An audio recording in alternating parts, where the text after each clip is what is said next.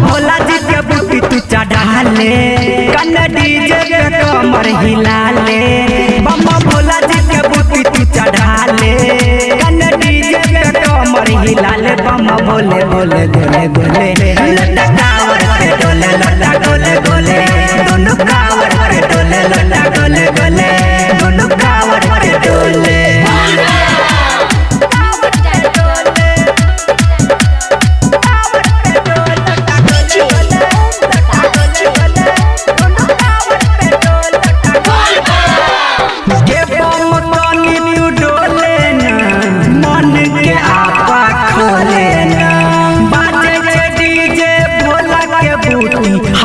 तू दू घोट पी लेना, ये बम पानी तू डोले ना, मन के आपा खो लेना।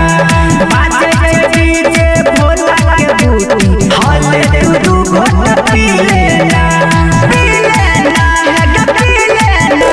अब मिल जतो तोरो के पावर, चाहे कंकर डर आपातर। अब मिल जतो तोरो के पावर, चाहे बोले बोले गोले गोले लोटा कावर पे डोले, लोटा गोले गोले दोनों कावर पे डोले, लोटा गोले गोले दोनों कावर पे डोले।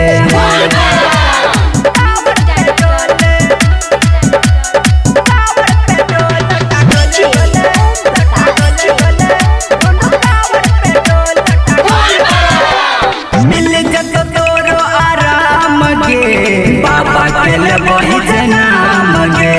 काबर में पावर बढ़ा के चल चल तू सुबह शाम गे। मिल जत तोरो आराम गे, बाबा के ले वही जनाम गे।